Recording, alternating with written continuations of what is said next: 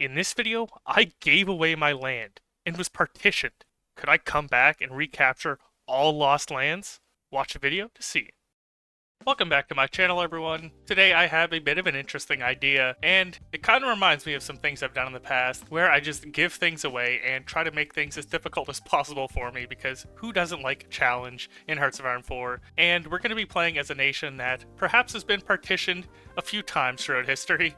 That is Poland. So let's just hop right on into it. And we'll keep Iron Man mode on and historical AI. Everyone, welcome to Poland. We start off with 40 divisions, which is actually quite a bit. We have ourselves 150,000 spare manpower, 26 factories, and then a decent amount of stability and war support. We're in a decent spot as Poland, I mean, in terms of strength. Not geographically, we are certainly not in a good spot. Of course, we have a looming peasant strike, so what a lot of people do is they instantly rush down, do the 4-year plan, and fix the railway gaps, and then do agrarian reform. But first, I'm actually going to go down here and we're going to assemble the Regency Council and then fulfill the 5th of November Act, so that way we can get some events for our kings and all that stuff. So we're going to do this right away, and then we'll go ahead and start fixing the looming peasant strike and all that stuff. And we are very limited to where we are going to build today because, you know, we're going to be losing quite a bit of our own land. Yeah, so I want to do this as quick as possible because I want to get the right claimant to the throne at a good time. Now, since I'm giving away land, I don't want to abuse this system and, say, just steal Romania or anything like that. I want to sort of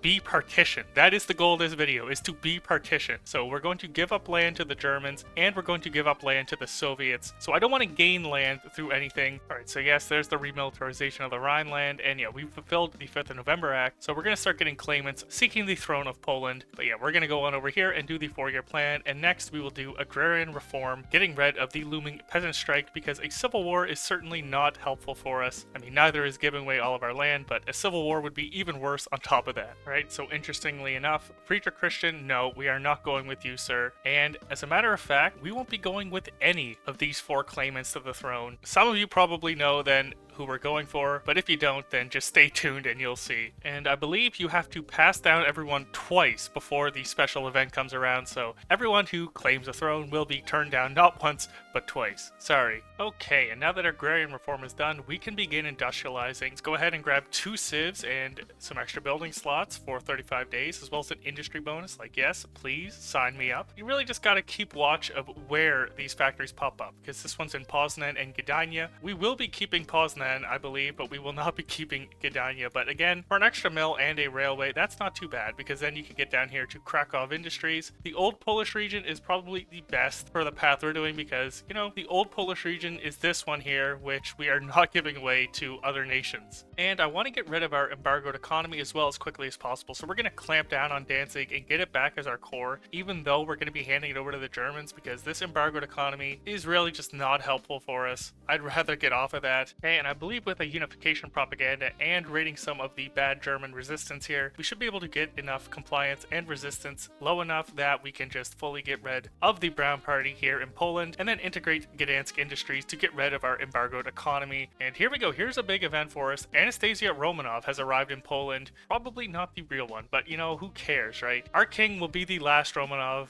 Probably. There we go. We have fulfilled the 5th of November Act. We are now the Congressional Kingdom of Poland with perhaps the last Romanov, with minus 20% stability, of course, and that unlocks this hidden trait right here. So we're going to need to spam out some troops in order to get the manpower requirements for some focuses in our tree. And there we go. We are finally off of an embargoed economy, and we're up to export focus. We're going to rush down our Romanov tree now. If Lithuania accepts, I'm going to just release them back into the world. I don't want to expand my land. That's right. I'm a poet. Alright, so there we go. We've invited exiled nobility. Let's demand Lithuania. You know, no pressure, guys, because even if you do accept, you'll be back into the world in no time. Alright, Lithuania, what do you say? In the meantime, we're going to focus on demanding Slovakia, because this does get messed up once they become an integrated puppet. When Slovakia is a puppet of someone, you actually can't do this focus, nor can you bypass it. So I need to do this now. Okay, Lithuania has accepted. No, Lithuania, please. That was not what you needed to do. Go ahead, be free, you're back. And oh crap, well, I guess the Soviets are getting that land anyway. I didn't mean to give them back Vilnius. Okay, we did steal the division, so we'll just delete these divisions, okay? You know, no harm, no foul. Alright, and the Czechs actually accepted. You know what? I can't believe that worked. So what we're going to do is we're going to return this territory back over to them.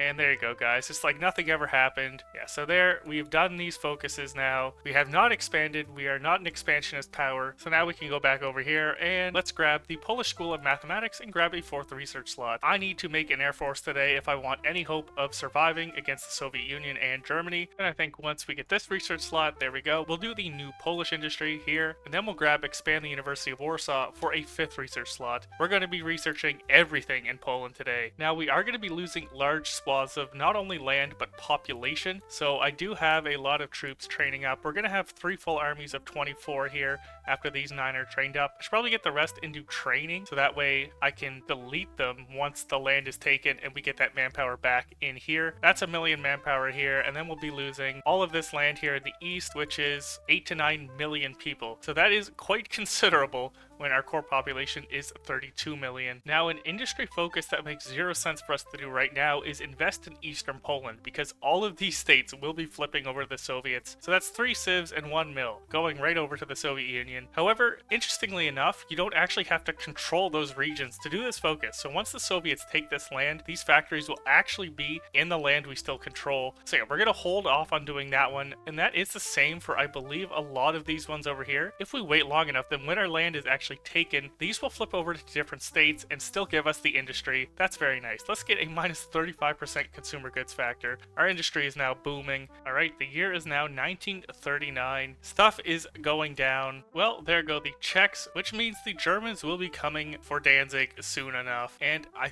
think, interestingly enough, we'll keep Poznan if we hand over Gdansk and Gdynia to them, which is a pretty valuable state in terms of manpower and soon to be industry. And we have all of our air stuff research, so let's get some fighters that should last us pretty much the whole game. Alright, and this is what we'll go for, and they will be called the Jacob Ham 4124 after an elite channel member. Thank you very much for your support, and we'll need some cast to go along with them, of course, so let's get working on that.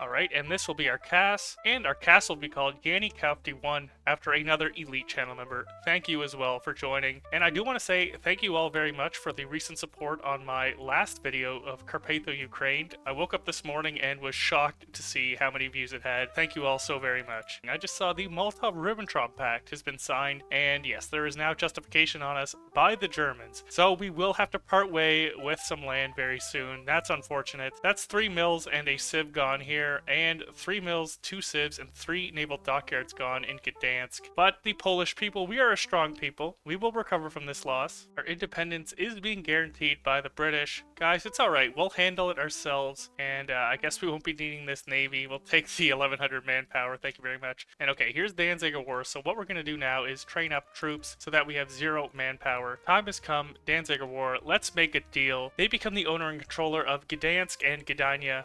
There we go. And yes, so we did keep Poznan, which is very nice. So that's the Germans we no longer have to worry about. And now we have this event, Eastward Expansion. And this only happens when you cede Gdansk. We can now turn the Axis from a threat to an ally, get some Brown Party support, gain claims on a bit of Soviet land. But no, I don't want any of that. Let's work diplomatically with the Soviets, right? Surely they won't be demanding land here too, right? And we're going to start working on a little sneaky thing of our own. We're going to prepare a collaboration government in the Soviet Union, preferably a few of them. I want to get 100% compliance in the Soviets. Alright, and let's go down and do these ones now. Pan-Slavic revanchism, and then we'll demand Yugoslav subjugation. Even if we annex them, I'm going to release them. Alright, let's see what Yugoslavia says. Okay, they've refused. We get the war goal on them. I'm not going to declare it. That's completely fine with me. I just wanted to be done that focus so that we can claim Russia and get a war goal on them. I want to be at war with Russia as soon as they take our land. It sounds very counterintuitive because you could just keep our land and fight them for it.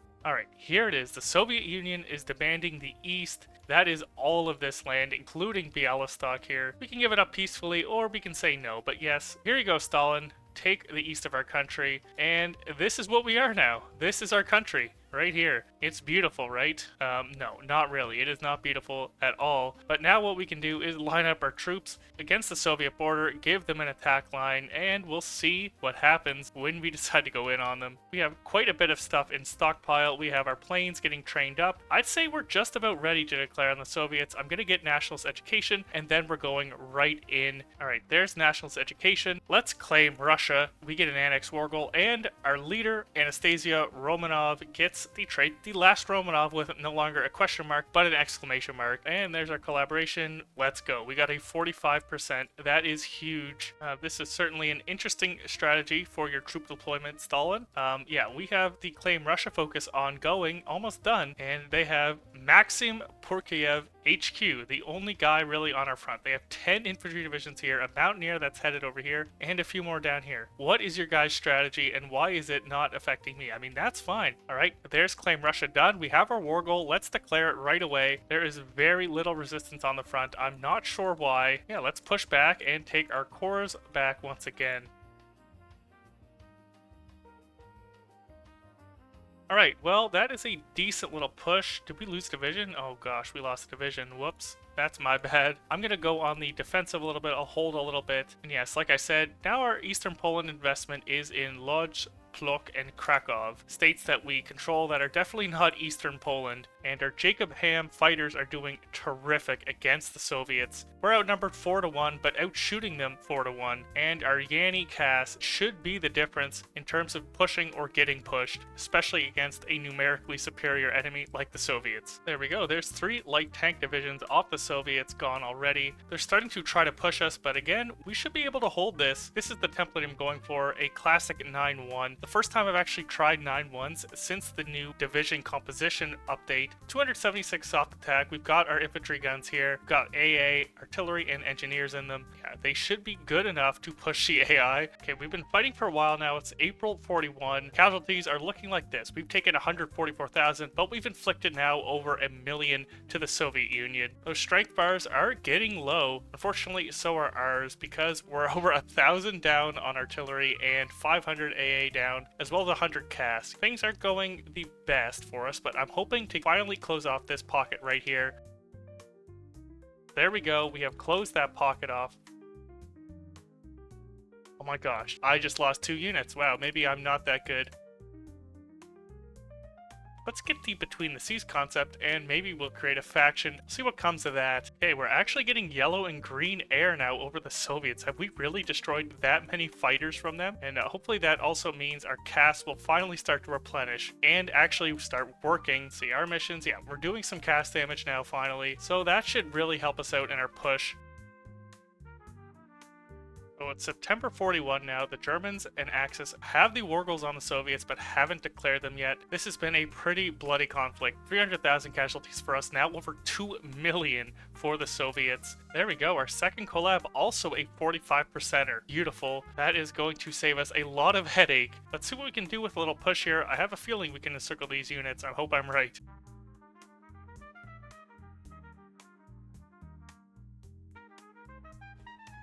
There we go, 7 Soviet divisions along with the other ones you saw. Yep, they're up to over 3 million casualties now, and we took maybe 60,000 since the last million. We are really doing damage to them now. Alright, we have captured the great city of Kiev. I've got 48 units training out Polish wall divisions, which are 18 width, just to hold the line.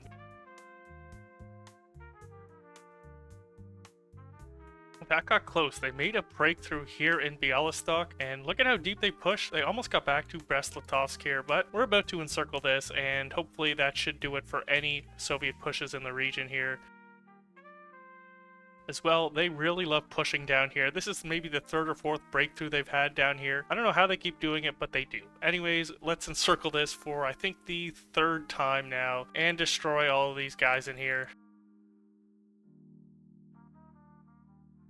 I don't know why the Axis hasn't declared, or Germany in specific. They've had this war goal for a long time now. Maybe it's because we're at war. I would have to assume that has something to do with it. But at least we're getting a lot of war score, and man, we've taken out 5 million Soviets now. That is insane. Well, here it is, 31st of May 1942, and the Germans are now in along with us. So we'll see what they can do. They do have a lot of divisions, and we have cut Romania off from pushing down here. So the Germans will just have this little front here. If we wanted to only fight the Soviets exclusively, we could make a push up to Riga and hopefully cut this off from Germany. I think we could do that. I might as well try, because I want all this land for myself, especially considering we get cores over it once we proclaim Slavic unity.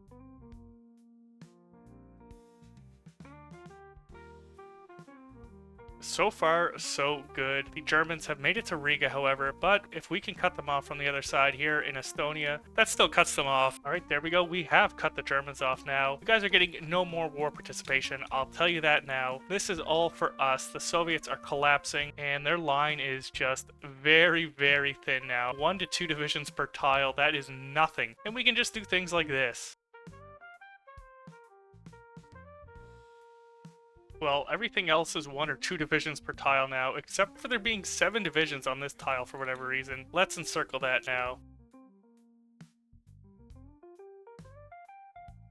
And there we go, we are into Leningrad and about to meet up with brave Finnish soldiers here up in the north. Once we make it into Stalingrad, we should be able to demand Pomerania and then proclaim Slavic unity, getting cores on all of Russia.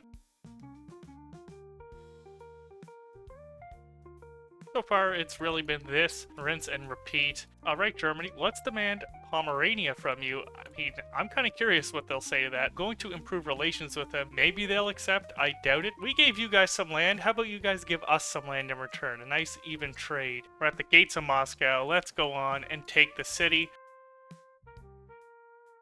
And there we go. Moscow is ours. Well, unfortunately, Germany has not agreed to our trade. The battle for Stalingrad, they've got actually quite a bit of resistance here. But there we go. We are into the city. Let's do our focus to proclaim Slavic unity, getting cores, a ton of factories, all of that good stuff. I think if we hit our magic button, we should just start to roll over the rest of them. Let's see the green bubbles pop. And we have now proclaimed Slavic unity. There goes the manpower. There go the factories. Soviets are at 97% towards capitulation. Baku should definitely do it.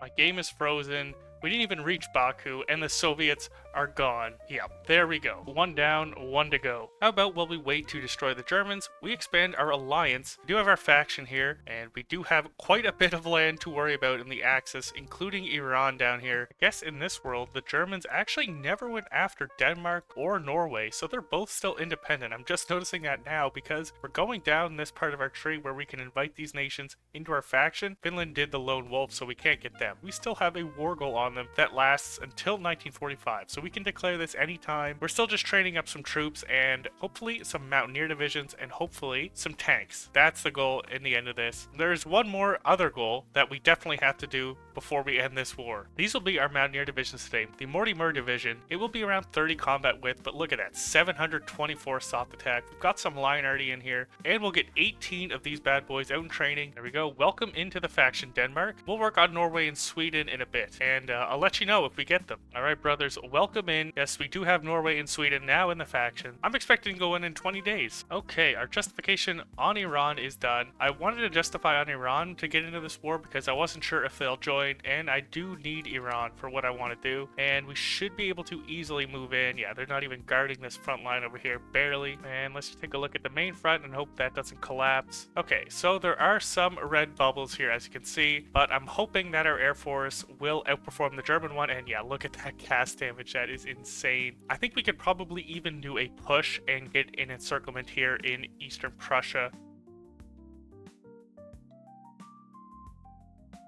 Look at this. Consolidating my line against the Germans was definitely too good to not do. And look at how many troops we just encircled. We need to get into this province of Hamadan right here for what I want to do. Perfect. We managed to get into this province just as Iran capitulated. Beautiful. That is just what we need. You know, the Allies have been eating rocks this game when we already have 24% of the war participation. We've lost 157,000 men, 73,000 of the Germans already, and we've already taken out 1.8 million. That is ridiculous. And the great Polish pushback is finally on. We've reclaimed our lost territories of Gdynia and Gdansk. That's right, they will no longer be called Danzig. Alright, let's make ourselves some hussars. And they'll be called the Frad 08 after a channel member, of course. And our Hussar divisions will be called the Daniel Merceau after a channel member. Over 1,000 base breakthrough, almost 1,000 base soft attack. These things will be very good for us. Things are going well. We picked up a few encirclements here, even through the tough terrain. Alright, I want to push to the sea. These are all our cores since we are the Slavic Union, so if we can make sure that Yugoslavia doesn't exist, then we should be able to take this land in a peace deal. There we go. I'd say that's a very successful push. I'm going to hit our magic button down here in the Balkans. We'll see what comes of that. And there's the Italian Civil War. We have the puppets somehow. That's pretty good. Okay, wow. They actually did just give us all of that land. Beautiful. And there goes Italy. They have capitulated. Thank you for all of the land, UK. And in the meantime, there goes Romania. So yeah, our push clearly is going very well down here. I don't even need to look. Let's hit our magic button here and let's watch the rest of the Axis crumble. Here it is. Wojtek never drops a crate. Private Wojtek has proven himself a uniquely valuable member of our supply line. May we all take inspiration from his bravery. He becomes a core commander for us. There he is. There's Wojtek. He's the bearer of artillery. We can actually deploy Wojtek now. There's Wojtek the bear on the map. Oh, that's awesome. Okay, well, here is the special event. The fate of Anastasia Romanov. It finally fired. Well, let's just say Anastasia is definitely not who she says she is, and we can bury the evidence, keep her in charge. Or we can just get Wojtek himself as the leader. Yes, of course we should. He who bears the throne, Wojtek, welcome to the throne of the Slavic Union. And there goes the Germans. Is there another major in this faction? Portugal is a major power. When did Portugal join the Axis, and why is Portugal in the Axis? Alright, well, I guess we gotta head down to Portugal to end this war. This is what I like to call the Iberian Grand Prix. We have the 300th Division here, and the 301st up here. They're both on their way to Lisbon. Will they make it? Who will make it first? Let's see here. You put your money on the 300th, you are a winner. And actually, that has capitulated the Axis. There we go. We have 52% of the war score. And there we go. The Treaty of Berlin is here. We have all of our cores, and we even took Wojtek's homeland down here in Hamadan. From giving up over half our country to now this. This has been a very successful playthrough. That's going to do it for this one. Big thank you to my channel members who are up on screen right now. I really appreciate all of your support. If you've watched this far, please consider leaving a like or subscribing. It would mean a lot to me. And I'll see you all in the next one. Peace.